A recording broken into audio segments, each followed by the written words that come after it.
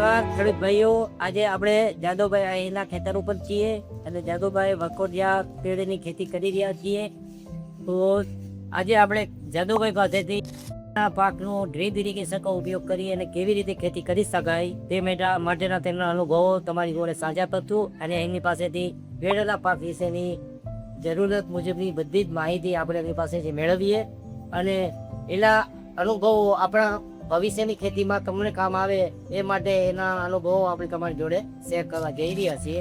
તો ચાલો આપણે જાદવભાઈને ખેતરોની નકલ દઈ અને એમની પાસેથી તમામ માહિતી. તો જાદવભાઈ, પહેલા તો અમારા દર્શકો પણ બતાવો કે તમે આ કઈ વેરાયટીના પપૈયાનું વાવેતર કરે? અમે આ પપૈયા 15 નંબર છે. 15 નંબર જે જાત આવે એ છે. પહેલા હું તાઇવાન પપૈયાની ખેતી કરતો હતો, અત્યારે 15 નંબરની કરું છું. પહેલા તાઇવાનનું માર્કેટિંગ અને ભાવ વધારે હતા, સારું હતું. અત્યારે 15 નંબરની માંગ વધારે છે એટલે આપણે 15 નંબરનું બિયારણ વાવ્યું.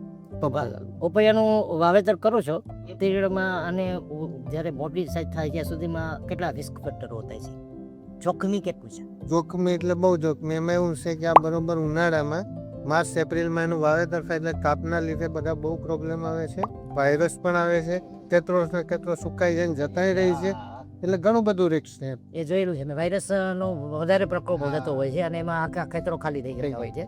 તો એ વાયરસથી બચવા માટે શું કરવું પડે? વાયરસથી બચવા માટે પહેલા તો અમે ડ્રીપમાં પાણી, છાશની અંદર મુકસા પહેલાં પાણી આપીએ અને પછી રોજ એનું કન્ટિન્યુ અમે પાણીનું શેડ્યુલ હોય કે ભાઈ અડધો કલાક એવી રીતે અમે રોજ એને પાણી આપીએ છીએ. અને પ્લસ અમે એનું ગ્રો કવર આવે છે નાના છોડને ચડાવવા માટે. બરોબર, એ ગ્રો કવર અમે 2 મહિના મૂકીને ચડાવેલું જ રાખીએ છીએ એટલે આપને ગરમીથી થોડી રાહત મળે.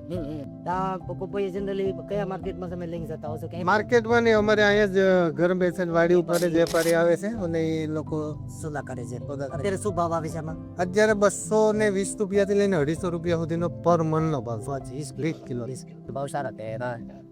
અને આની સાઈઝ જે લાંબી થશે? હા, જે આ લાંબી થશે, મતલબ મને ઉપર સુધી ચાલુ રહે છે. એક ઝાડ, એક પપૈયાના ઝાડની અંદરથી મેક્સિમમ તમે કેટલા પપૈયા, કેટલા કેજી? અમારે આમ તો છે ને 35 થી 40 કિલોની ગણતરી છે. બરાબર, ને એ પ્રમાણે અમારું ઉત્પાદન આવશે. લોકો તો એવું કહે છે કે 1 ક્વિન્ટલ 5 મણ સુધીનું ઉત્પાદન આવે. 30-35 પછી તમે થોડી 40-42-40 કે ક્વોલિટી વાઇઝ તમે જો નજીક ની દેખે ને, ક્વોલિટી વાઇઝ જો તો જબરદસ્ત ક્વોલિટી. ભલામણ તો એ જ છે કે પપૈયાની ખેતી સારી છે, કરાય અને ડ્રીપ ઉપર કરાય. કારણ કે એનું કારણ છે કે પપૈયાને પાણીનું મેન્ટેનન્સ બહુ જરૂરી છે. જરૂરી એને અઠવાડિયામાં 2 કલાક બી જોઈએ, 4 કલાક બી જોઈએ, 3 કલાક બી જોઈએ. એવી રીતે એને પાણી આપવું પડે સીઝન પ્રમાણે. હા, ખુલ્લા પાણીથી તમે ઓછું મતલબમાં આવી રીતે બરગડો કરી શકો, ન થઈ શકે. ડ્રીપ ઇરિગેશન હોય તો તમે એકદમ પરફેક્ટ ખેતી જાય. અને આ ટાઈપના પપૈયા તમે અત્યારે પપૈયામાં લાઈટ છે એ બીજા ખેતરોમાં ઓછી હોતી હોય છે. આ તમારા 10-12 વર્ષનો નિચોડ છે.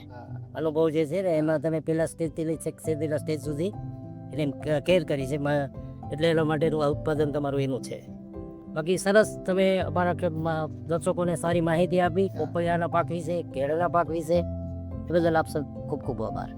મિત્રો, અમારો એક નાનકડો પ્રયાસ હતો કે આપણા સુધી અમારા જે ખેડૂત ખાતેદારો છે કે જે પોતાની વર્ષો સુધી કેળ અને પપૈયાની ખેતી કરી રહ્યા છીએ એ ખેડૂતોના અનુભવોનો નિચોડ તમારી સમક્ષ રજૂ કરવાનો હતો.